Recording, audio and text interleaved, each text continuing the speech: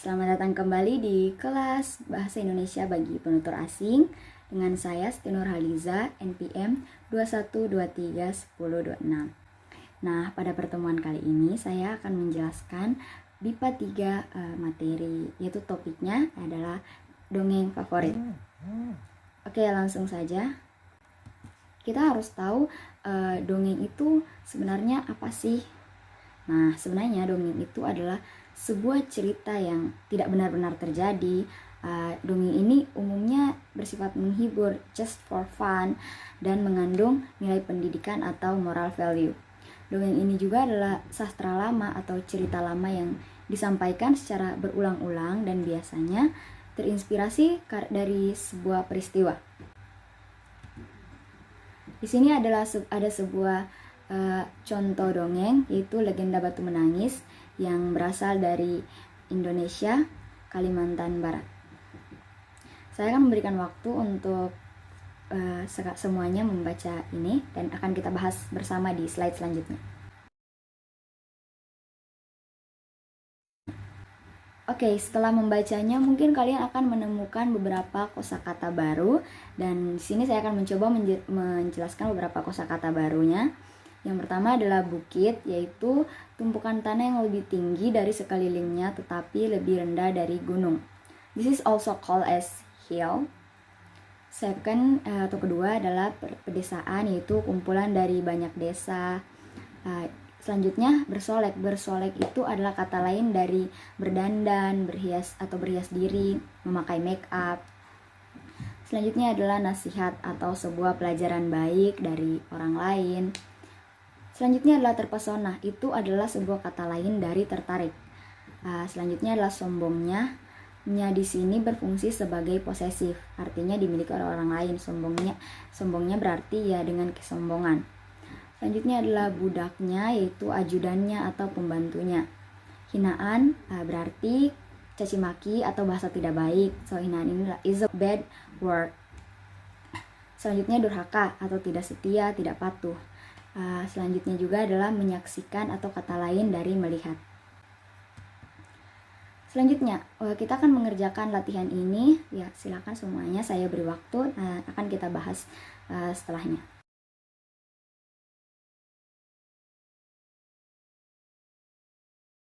Selanjutnya saya akan membahas mengenai latihan ini. Yang pertama, siapa tokoh utama dari cerita tersebut? Dapat kita lihat dengan jelas bahwa tokoh utamanya adalah Dharma dan ibunya. Kedua, apa yang hendak dibeli Dharma? Nah, di sini Dharma tadi dijelaskan bahwa dia suka bersolek. Maka yang akan dibeli Dharma adalah peralatan kecantikan. Bagaimana perasaan Ibu Dharma saat dianggap pembantu oleh anaknya? Nah, di sini disebutkan secara tidak langsung bahwa dia itu sangat menyakitkan hatinya. Berarti perasaan Ibu Dharma adalah sakit hati.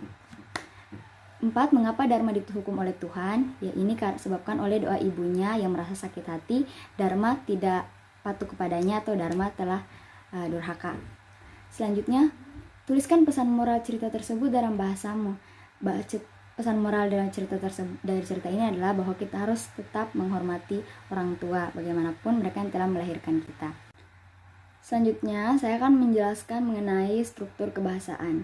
Nah, struktur kebahasaannya ini berhubung dongeng adalah sebuah teks narasi, maka struktur kebahasaannya dibagi menjadi 4. Yang pertama adalah orientasi, di mana orientasi adalah sebuah perkenalan tokoh, terus latar belakang.